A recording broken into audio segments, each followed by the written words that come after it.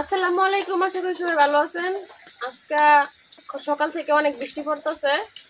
এখন বৃষ্টির দিনে কি করবো ভাবতেছি, জাল জাল কিছু খাই। এই জন্য এই যে আমি এই জায়গায় কিন্তু চাউলের গুঁড়া নিয়ে নিছি। আজকে চাউলের গুঁড়া দিয়া, এটা কিন্তু শুকনো চাউলের গুঁড়া,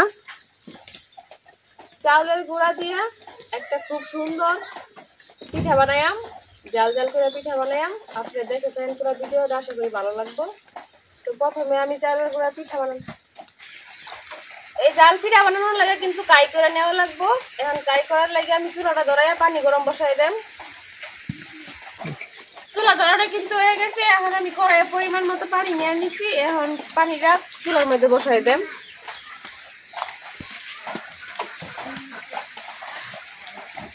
পানিটা তাড়াতাড়ি গরম হওয়ার লাগে আমি রাইখা দিতেছি। পানিটা গরম হইতে হইতে এদিক দিয়ে আমি পেঁয়াজ মরিচ লাগবো এই পিঠাটা বানানোর জন্য। এখন আমি পেঁয়াজ মরিচটা কেটে লইতেছি।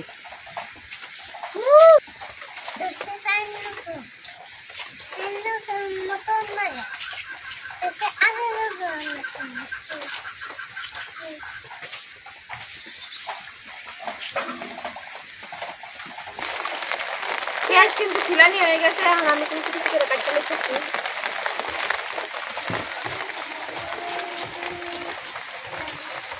এই যে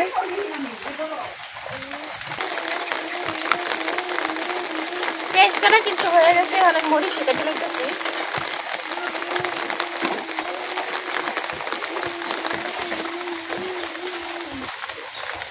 মরিচগুলা কিন্তু আমি এই যে এরকম ছোট ছোট করে কেটে নিতেছি।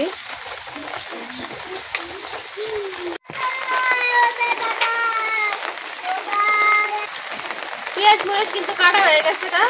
এখন পানিটা বলক উঠাবো, তারপরে গলা লাগবো।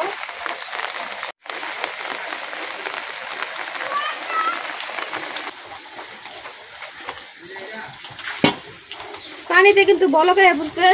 এখন আমি পানির মধ্যে দিয়ে দিতেছি কাটতে রাখা পেঁয়াজ মরিচ, লবণ, হলুদ গুঁড়া আর ধনিয়া গুঁড়া, অল্প মরিচের গুঁড়া,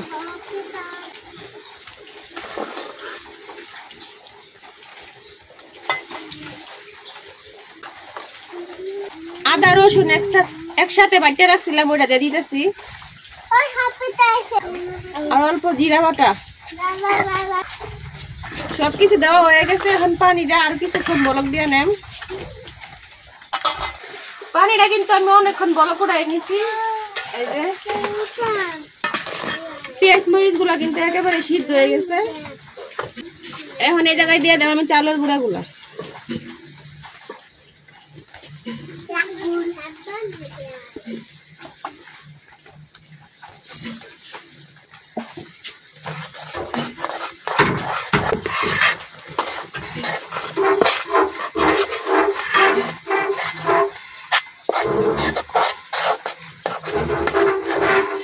আমার কায়টা কিন্তু হয়ে গেছে। এখন আমি চুলা থেকে নামাইয়া 5 মিনিট সুন্দরভাবে করে ঢাকনা দিয়ে ডাইকা রাখাম।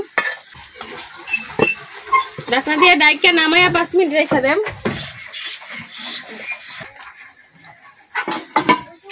5 মিনিট পরে দেখেন কাইটা কিন্তু অনেকটাই নরম নরম হয়ে গেছে। এখন আমি এইটা একটা বলের মধ্যে নিয়ে নিলাম।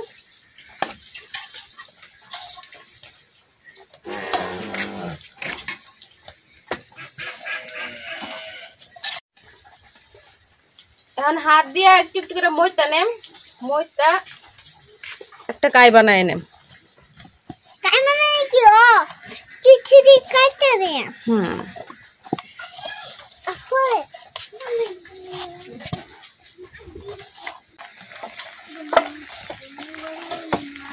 আমি কিন্তু এই কাইডারে ডললাম, মইতা নিছি। এই কাইডারে মইতা এরকম একটা বল বানাই নিছি। এখন এটা থেকে ছোট ছোট লেচি কেটে নেম। এই যে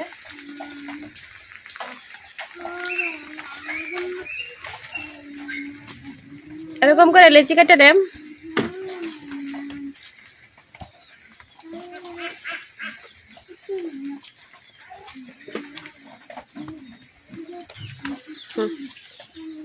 আমি কিন্তু এই কায়রা থেকে সবগুলো লেচি কেটে নিছি, যে এরকম করে। এখন একটা একটা লেচি নিয়ে রুটি বানায় নেম।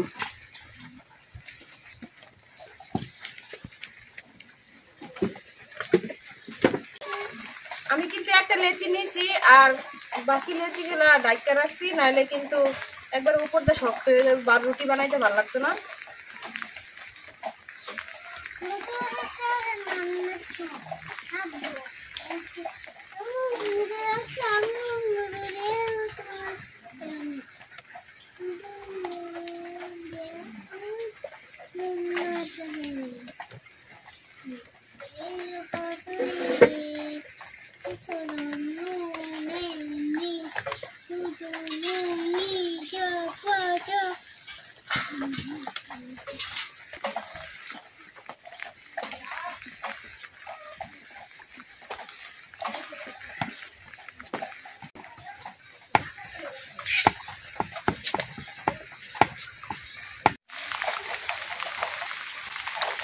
রুটি কিন্তু বেলা হয়ে গেছে।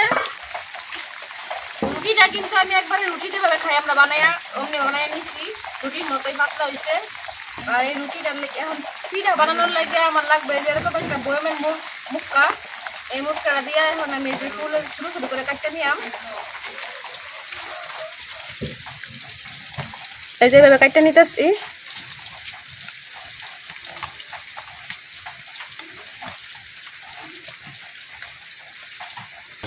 সবটা রুটি কিন্তু আমি এভাবে কাটতে নেম।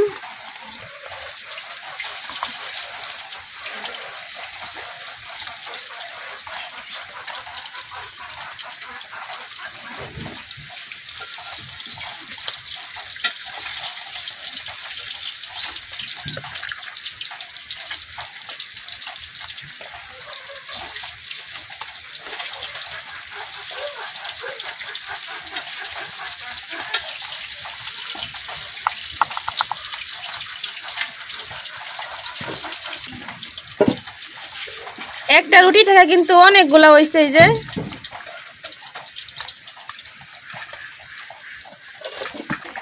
আমার এগুলো কিন্তু বানানি হয়ে গেছে। এখন আমি এই একটা বাড়ির মধ্যে চালের গুঁড়া মিশাই এটা রাখতে দিতেছি।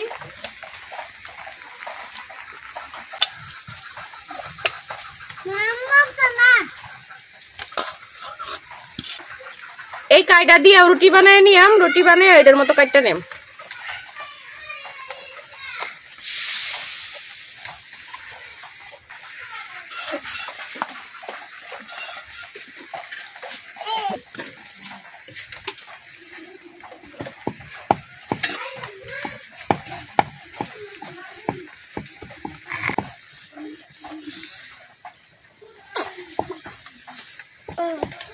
এই রুটিটাও কিন্তু বানানি হয়ে গেছে। এখন আমি এই রুটিটাও কাটতে নিলাম।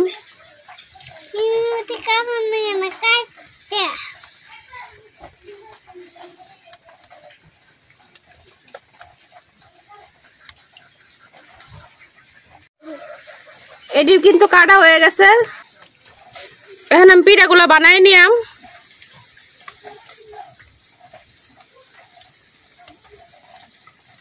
আমি কিন্তু 4টা করে রুটির টুকরা দিয়ে নিতেছি।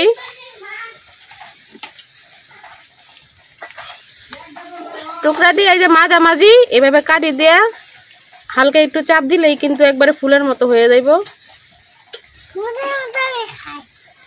এই পিঠাগুলা কিন্তু ডুবা তেলে ভাজা লাগবে। এখন আমি কড়াইয়ে তেল দিয়ে চুলার মধ্যে বয় দিতেছি।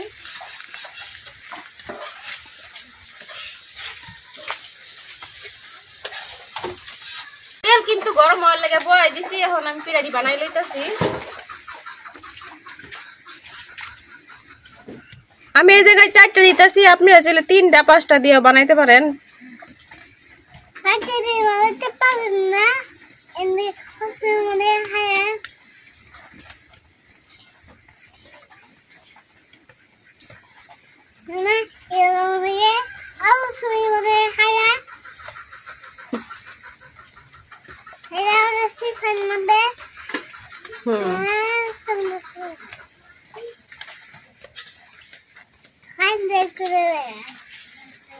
এই যেভাবে চাপ দিলেই কিন্তু সুন্দরভাবে পিঠাটা হয়ে যাইতেছে। আর ওইদিকে মনে হয় আমার তেলও গরম হয়ে গেছে। এখন এই যে তেলের মধ্যে পিঠাটা ছেড়ে দিতেছি আমি।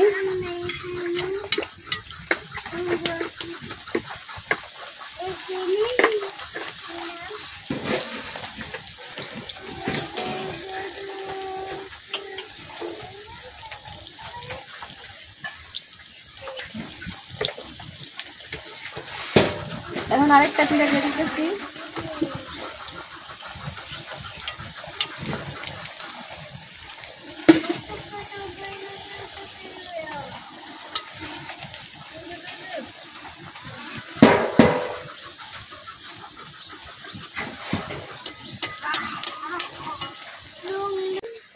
আমি কি যে এই জায়গায় 3টা পিঠাই দিছি, 3টা পিঠা ভাজা লই আগে, তারপরে এগুলা কিন্তু বানায় রাইখা দেওয়া যাইব না, রাইখা দিলে কিন্তু এরকম ফুলের মতো হইতো না, একেবারে হয়ে যাইব, মানে একের সাথে একটা লাগিয়ে যাইব, ফুলের মতো হইতো না, এই জন্য বানায় সাথে সাথে ভাজা লাগবো। মানে হাতে হাতে কাঁচা করে না আমি মানে তো উল্টায় পাল্টায় এখন পিঠাগুলো ভাজলাম আমি।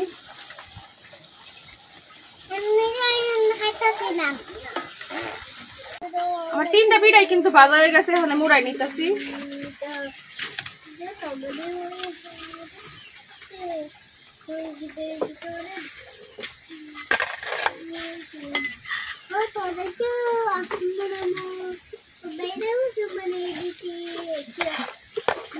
দেখেন পিঠাগুলো দেখতে কত সুন্দর লাগতেছে, একবারে কানমাঙ্গার মতো। এখন আমি বাকি যে 3টা পিঠা বানাই রাখছি ওই দিয়ে দেব।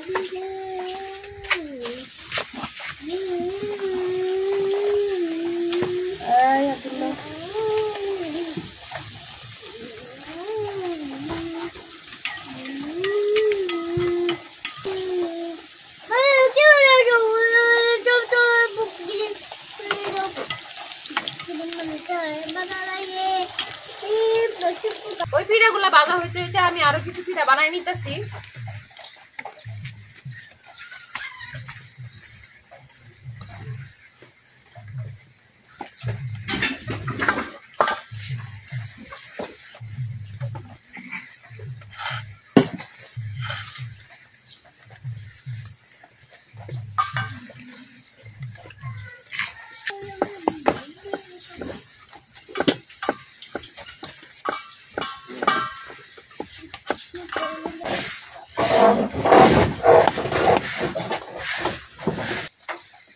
রুটি বানাইতে বানাইতে এদিক দিয়ে আমার এই 3টা পিঠা ভাজা হয়ে গেছে, এখন আমি এই পিঠাগুলো উড়াই নিতেছি।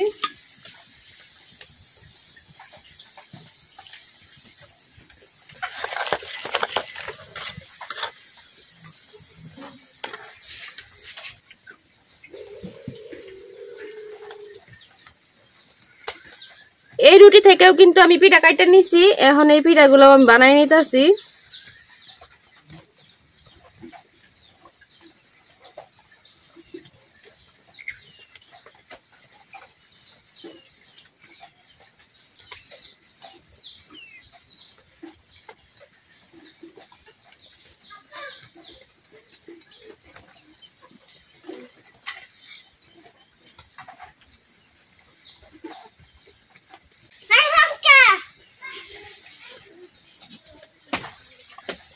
এই পিঠাগুলো কিন্তু বানানি হয়ে গেছে, এখন আমি তেলের মধ্যে দিয়ে দিতেছি।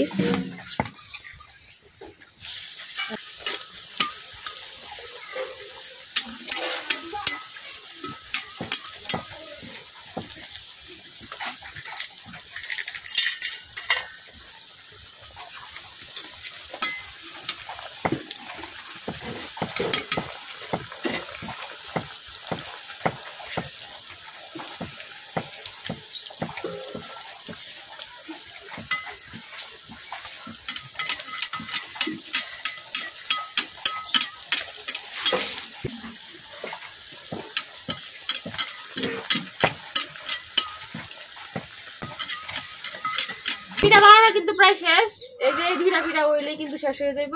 2টাতে একটা হয়ে গেছে, আমি উড়াই নিতেছি।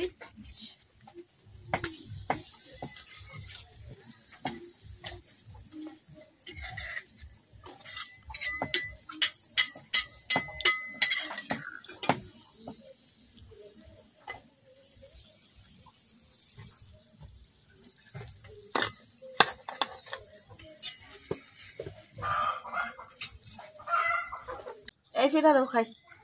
এই যে তৈরি হয়ে গেছে আমার মচমচি মজাদার জাল জাল ফুল পিঠা। ফুল পিঠা গুলো কিন্তু ফুল পিঠাগুলো কিন্তু দেখতে অনেক সুন্দর হয়েছে। আবার কারমাঙ্গা পিঠাও কোন যায় একবারে কিন্তু কারমাঙ্গার মতো। আমি এই পিঠাগুলা মশলা দিয়ে বানাইছি, আবার এই পিঠাগুলা কিন্তু শিরাতে ভিজাইয়াও বানানো যায়। আরেকদিন আপনাদের সাথে ওইভাবে বানায় শেয়ার করাম। তো আজকে ভাবি এটা কেনছি, ভাবি খায়া খুব কেমন হয়েছে।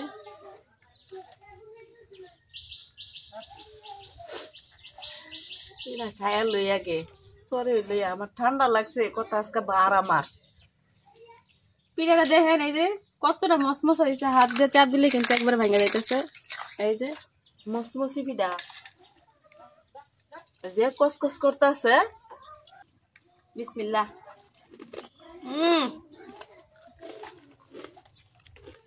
লগে দিছ কাঁচা মরিচ, আদা, রসুন, পেঁয়াজ। দেখেন পিঠাটা কত সুন্দর, কাছ থেকে দেখাম।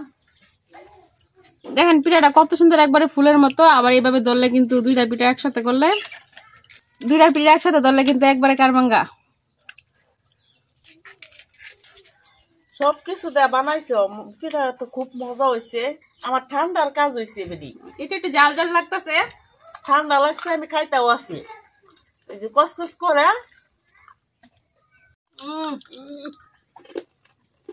মচমচ পিঠা জাল হয়েছে।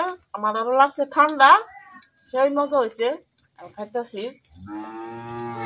পিঠাগুলো কিন্তু অনেক মজা হয়েছে। বৃষ্টির দিনে অবসর টাইমে আপনি চাইলে এই পিঠাগুলো বানায় খাইতে পারেন। আবার মেহমান এলে মেহমান করে ওই পিঠাগুলো বানাই দিতে পারেন। বানাইতে একটু সময় লাগলো, কিন্তু পিঠাগুলো খাইতে অনেক মজা, অনেক ভালো লাগে খাইতে। তো এখনো যারা এইভাবে পিঠা বানায় খান নাই, তো অবশ্যই একবার হলেও ট্রাই করবেন। আর আমার ভিডিও ভালো লাগলে আমার চ্যানেলটা সাবস্ক্রাইব করে দিবেন। সবাই ভালো থাকবেন, সুস্থ থাকবেন। আল্লাহ হাফেজ। আল্লাহ হাফেজ।